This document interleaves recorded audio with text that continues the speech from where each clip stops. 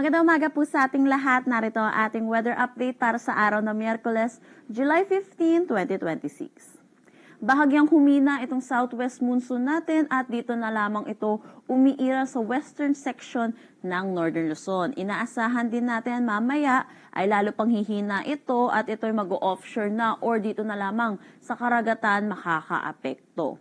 Samantala, meron tayong dalawang low pressure area na minomonitor dito sa loob ng ating pag-asad monitoring domain. Itong dalawang low pressure area po ito ay wala naman pong direktang epekto sa anumang parte ng ating bansa. Unahin natin itong nandito sa may Hong Kong area. Ito po yung dahilan kung bakit itong southwest monsoon po natin ay offshore. Dito po napupunta itong southwest monsoon sa circulation na ito. Makikita din natin, mababa na rin naman yung chance nito na maging isang ganap na bagyo muli. Samantala, ito naman dito sa may borderline ng ating Philippine Area of Responsibility ay yung dating si Josie. Ito yung nag-downgrade bilang isang ganap na low pressure area at ito po ay tuluyan na rin lumabas ng ating Philippine Area of Responsibility. Bagamat meron tayong dalawang low pressure area na minomonitor sa loob ng ating domain, wala po itong direktang epekto sa anumang parte ng ating bansa. Para naman sa magiging panahon natin ngayong araw dito sa Luzon, inaasahan natin makakaranas tayo ng bahagya hanggang sa maulap na papawirin na may ma-isolated rain showers o kaya mga localized thunderstorm, lalo na po sa hapon at sa gabi.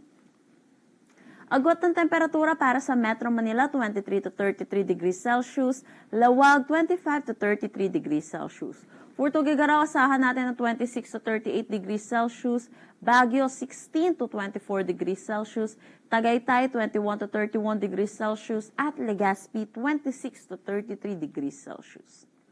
Para naman dito sa may Palawan, buong Visayas at Mindanao, makakaranas din sila ng maaliwalas na panahon. Pero asahan din po natin yung init at alinsangan, lalo na sa tanghali hanggang hapon, na may mataas na tsansa ng mga localized thunderstorm, lalo na po sa hapon at sa gabi. Agwat ng temperatura para sa Calayan Islands at Puerto Princesa, 26 to 32 degrees Celsius.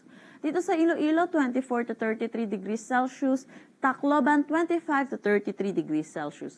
For Cebu at Cagayan de Oro, 24 to 32 degrees Celsius. Zamboanga, 26 to 33 degrees Celsius. At Davao, 24 to 33 degrees Celsius.